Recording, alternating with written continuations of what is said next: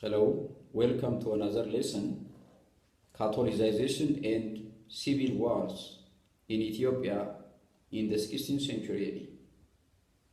This lesson is important for grade 9 students, for grade 11 students, for grade 12 the students were candidates to take the national exam, as well as university candidates who are taking the remedial course. So in this lesson, Catholicization and Civil Wars, a historical event in the 16th century in Ethiopia, following the coming of the Portuguese troops in accordance with the request of one of the medieval king, Dengel, who reigned into power from 1508 up to 1540. So during this time, in the 16th century, as I told you in the other video, in the last video, the 16th century in Ethiopia is characterized by three major historical events. The first one is the interstate conflict. The second one is the Oromo population movements in general, and foreign trade, particularly the Ottoman Turkish.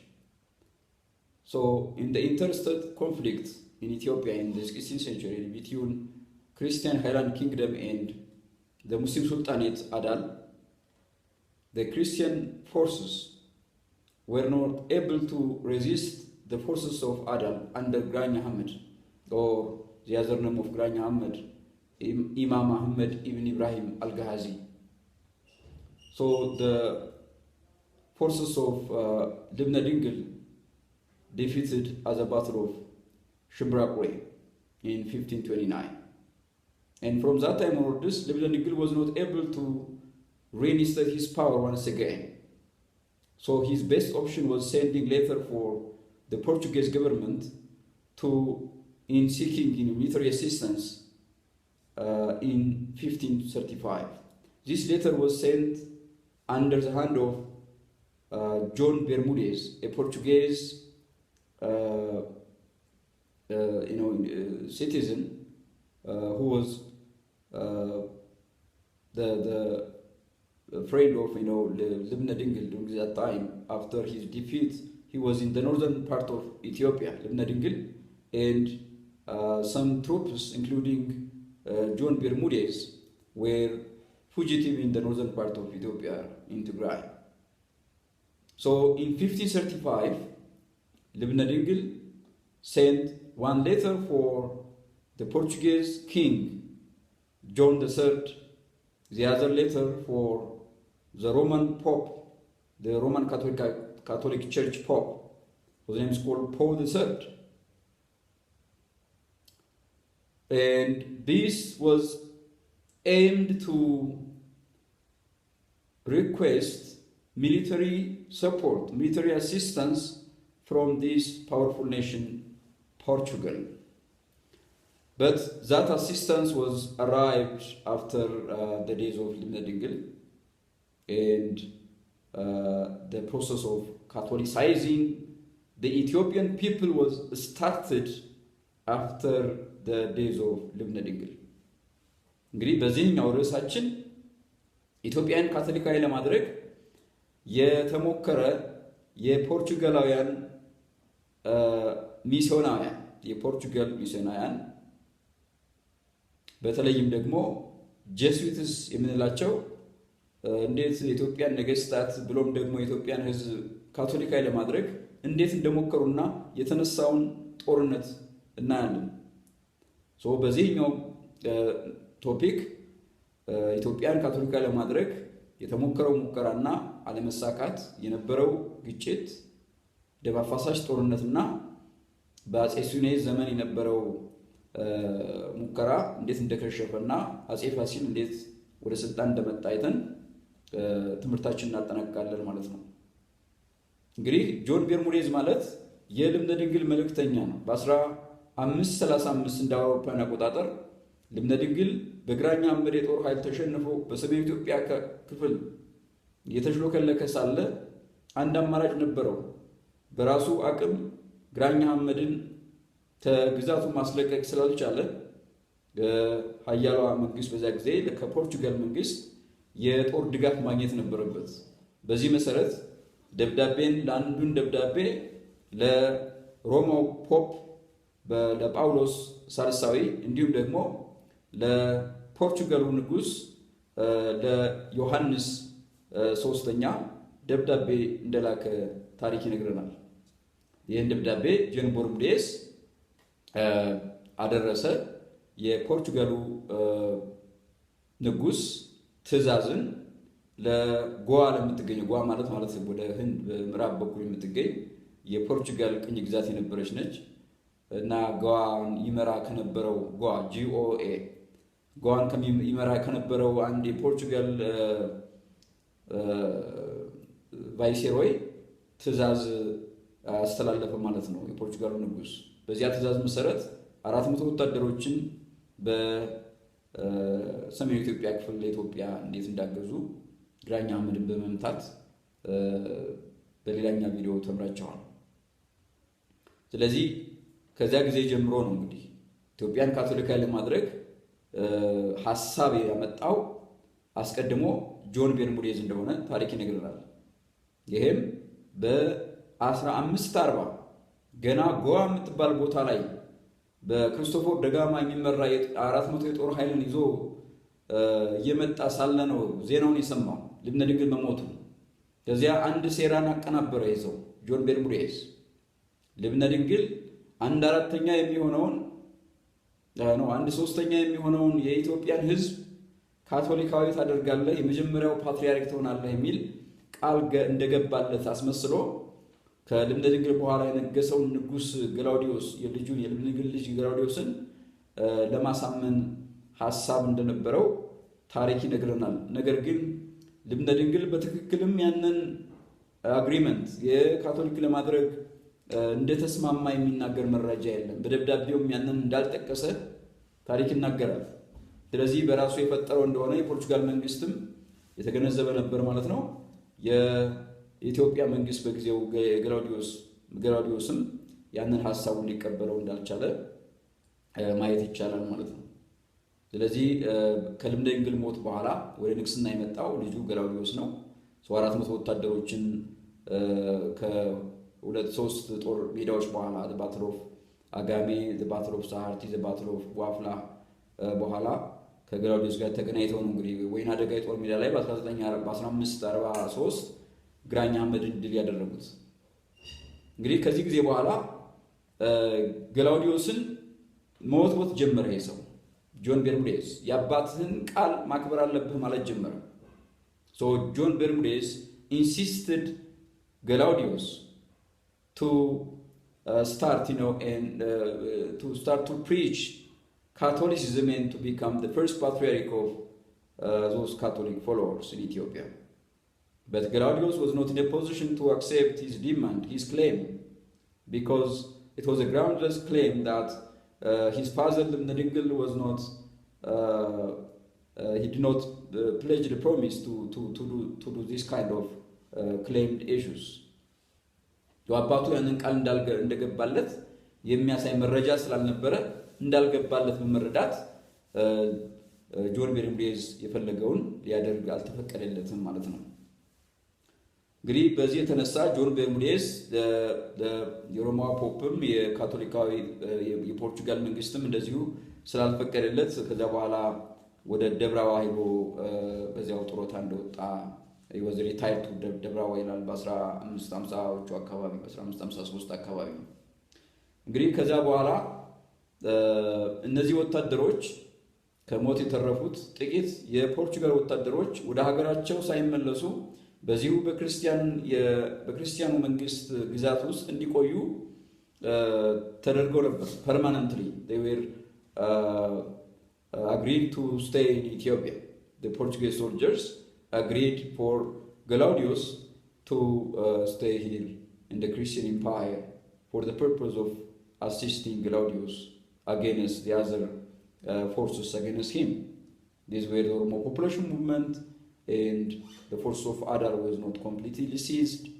So there was an on and off attack of Adar even after the last indecisive warfare at Bahirenegash ላይ ድል ቢያደርግም የክርስቲያኑ ኃይል አዳር ወዲያውኑ ተሸንፋ ተመልሳ ማጥቃቷን አልተወችም።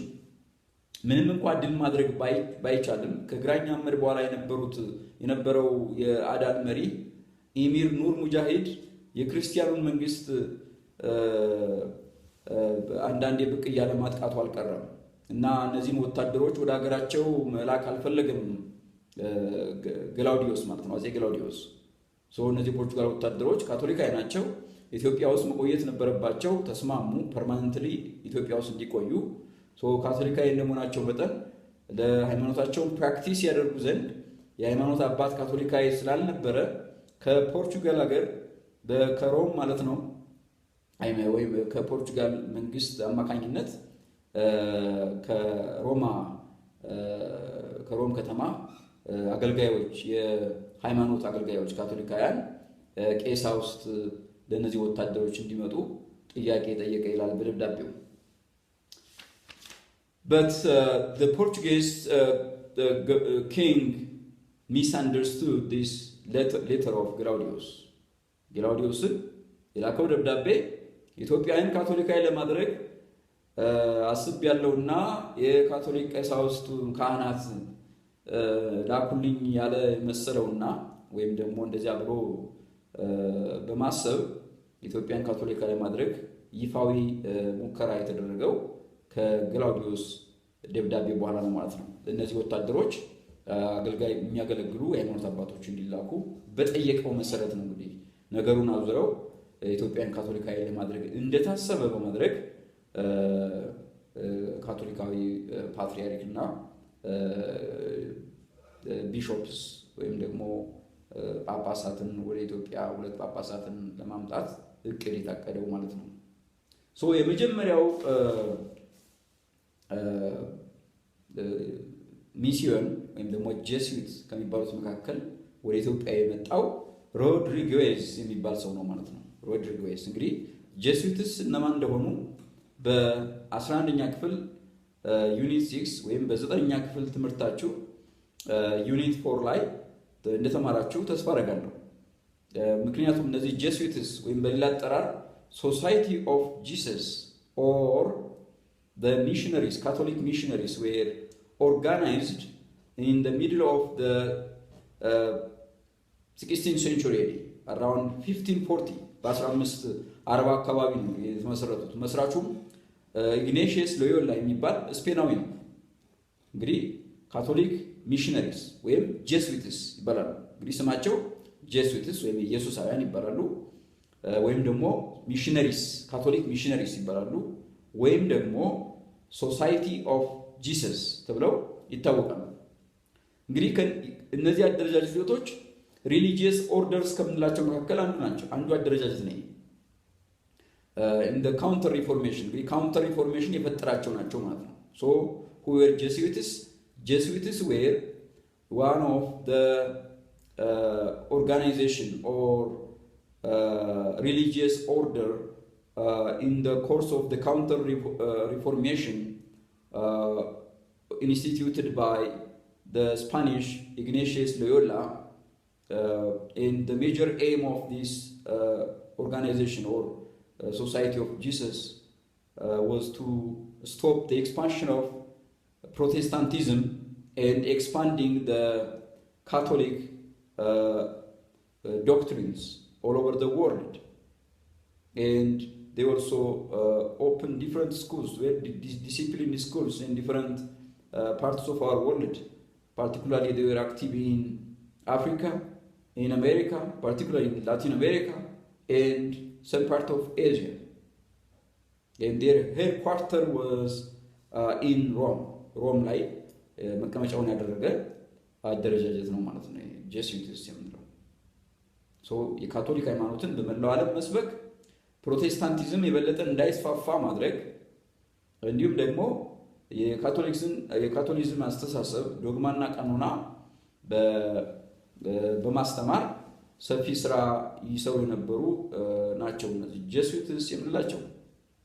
ሌሎችን እንግዲህ አይተናል እንደ ዶሚኒካንስ፣ ፍራንሲስካንስ፣ ካፑቺንስ ሌሎችም አሉ እነ ሲስተርሺያንስ ሌሎችም አሉ።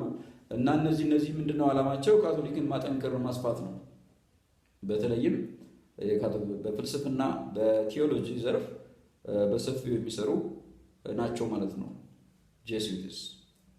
So following the coming of the Portuguese soldiers under Cristopher da Gama around the end of the 1550s, the Catholic missionaries or Jesuits also arrived, following the footsteps of the Portuguese soldiers.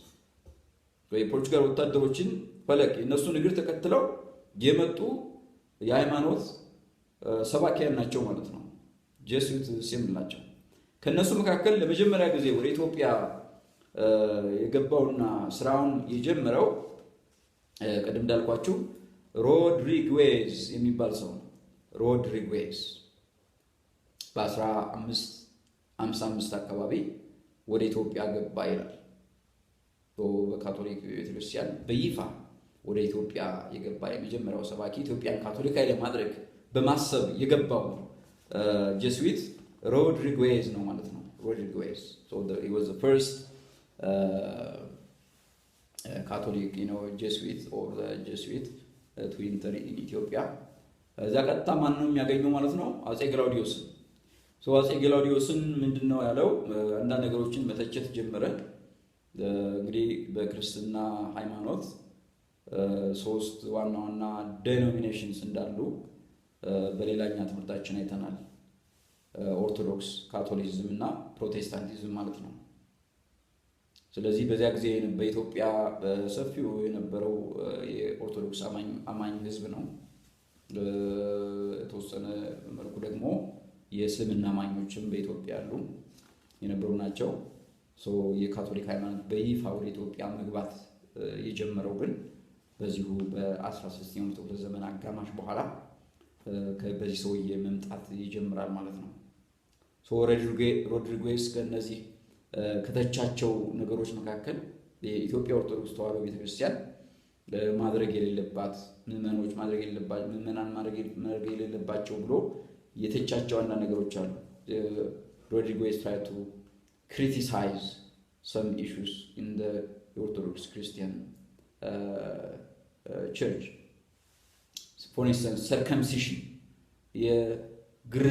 ግርዛት አስፈላጊ አይደለም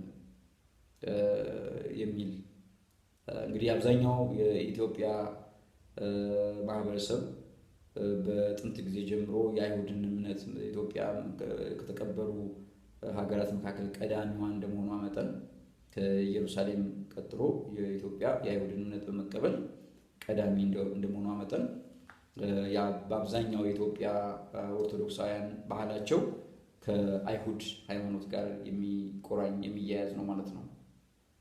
ሰርከምሲሽን አይሁዳውያን ፕራክቲስ ያደርጉት እንደነበረ ሁሉ ኢትዮጵያንም እንደዚሁ። ስለዚህ ሮድሪጌዝ ሰርከምሲሽን መቃወም ጀመረ።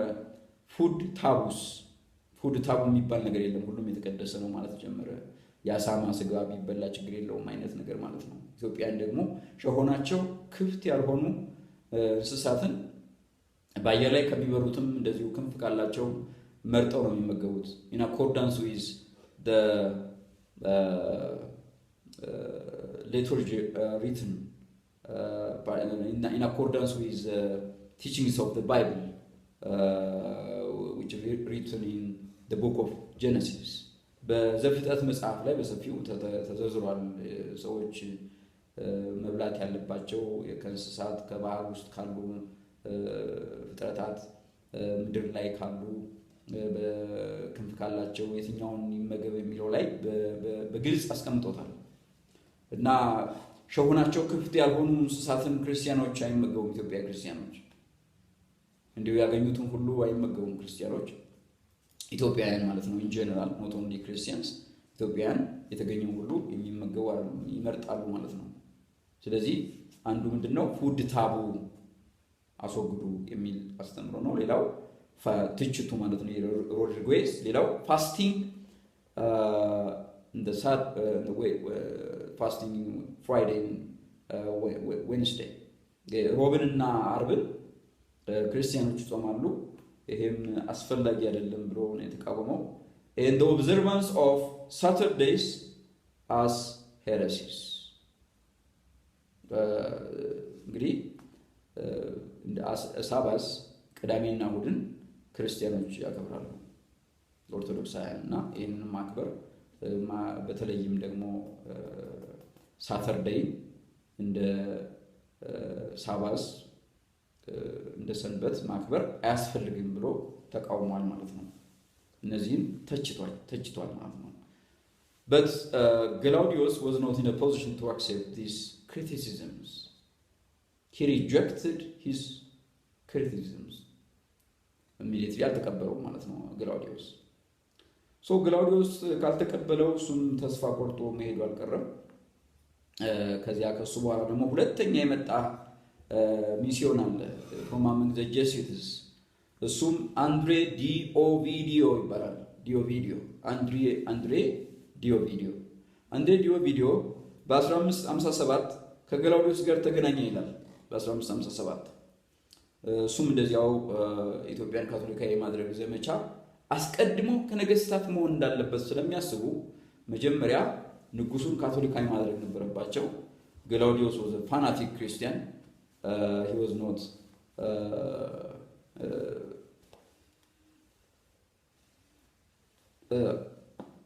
in a position to accept the religion or this denomination Catholicism, and with this André Ovidio debates እንዲደረግ ተደረገ። ወይም ደግሞ የኢትዮጵያ ኦርቶዶክስ ቤተክርስቲያን አስተምሮና የካቶሊክ አስተምሮ እነዚህ ሚስዮናሪ ተቻቸው የነበሩ ከመጽሐፍ ቅዱስ አንፃር ትክክል መሆን አለመሆናቸውን በማሳየት አጥባቂ ክርስቲያን ስለነበረ Gelawdewos በቤተክርስቲያን ቀኖና ስርዓትና ዶግማ የሚያስጠብቅ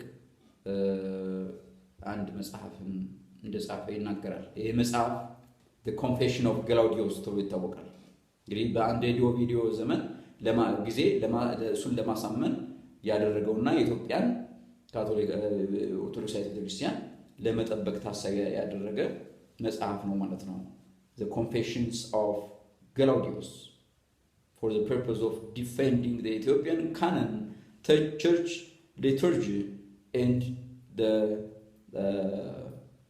dogma of the church against the criticisms forwarded by these two Jesuits, Rodriguez and André Ovidio.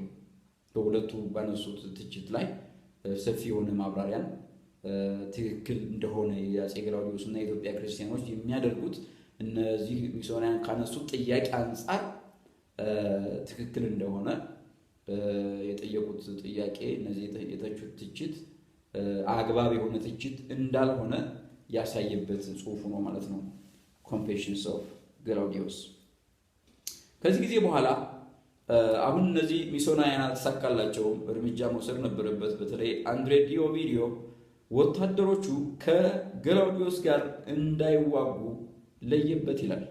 ወደ ሰሜኑ የኢትዮጵያ ክፍል አግባብቶ ከGelawdewos ጎን የነበሩ ፖርቹጋላዊ ወታደሮች በአንድሬ ዲኦቪዲዮ አማካኝነት ከGelawdewos ተለዩ ይላል። This was the beginning of the end of the life of Gelawdewos. አፄ Gelawdewos እነዚህ ወታደሮች ሲያጣ immediately የGelawdewos ጦር ላይ ከኦሮሞ ፖፑሌሽን ሙቭመንት ጋር ከኦሮሞ ኃይል ጋር እየተፋለመ ነበር። ከአዳል ኃይል ጋር እንደዚሁ ሁለት ቻሌንጅ ነበረበት። እነዚህ ወታደሮች ሲያጣ immediately በ1559 የአዳል ኃይል የGelawdewosን ወታደር ካሸነፈ በኋላ Gelawdewos በአዳሎች ተመቶ በ1559 አረፈ ማለት ነው። and the rulers of Adal ብዙ ዘንታይም ኢሚር ኑር ሙጃሂድ የሚባል መሪ ነበር ማለት ነው። የአዳል መሪ